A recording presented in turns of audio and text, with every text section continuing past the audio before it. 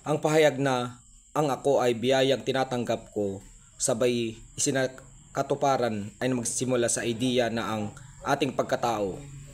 Ang ako ay hindi lamang basta binigay sa atin kundi isang biyayang may kasamang tungkulin, hindi sapat na tanggapin lamang ang sarili.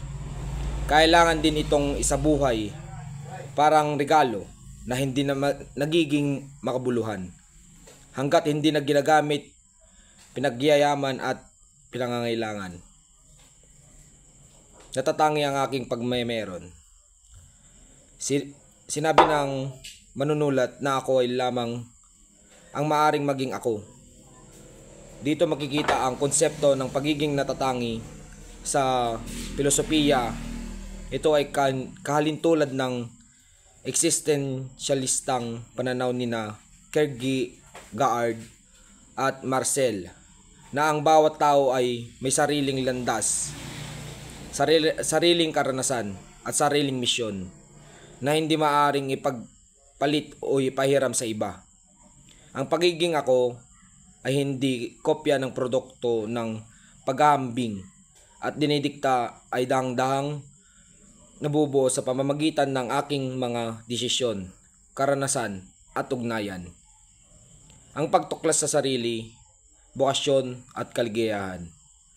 Ayon sa pahayag, natatagpuan ko ang aking sarili, bokasyon at kaligayahan sa pag-aako ng aking pagkatao. Ibig sabihin, ang tunay na ako ay lumilitaw kapag may inaako ako, responsibilidad, desisyon, direksyon at pagpapahalaga. Hindi nagiging totoong ako kung ginagaya ko lang ang iba, kung kinokopya ko ang buhay nila, o kung hinahayaan kong sila magtakda ng magiging landas ko. Kaya't ang bokasyon ay hindi basta trabaho o career. Ito ay panloob na tawag na nagdadala ng kahulugan sa buhay. Hindi ito nakikita sa pamamagitan ng panggagaya, kundi sa pamamagitan ng malalim na makikipag-ugnayan sa sarili. Ano ang mahalaga? Para sa akin, ano ang nagbibigay sigla? Ano ang nagbibigay saysay, hindi lamang aliw? Nakaugat sa mga ugnayan at karanasan. Hindi rin sinasabi ng thesis na umiiral tayo ng mag-isa. Binibigyang diin nito ang pag-unawa sa sarili ay nakaangkla sa aking mga karanasan, aking mga relasyon, mga taong mahalaga sa akin at pinapagalagan ko. Sa klase, tinalakay na ang tao ay isang being in relation. Nilalang na may likas na pangangailangan sa pakikipag-ugnayan. Sa mga ugnayang ito, natuto tayong magmahal, kumilos, pumili, magkamali at matuto. Dito unti-unting lumilinaw kung ano ang mahalaga para sa atin. Buhay bilang proseso ng paghahanay at pagpili.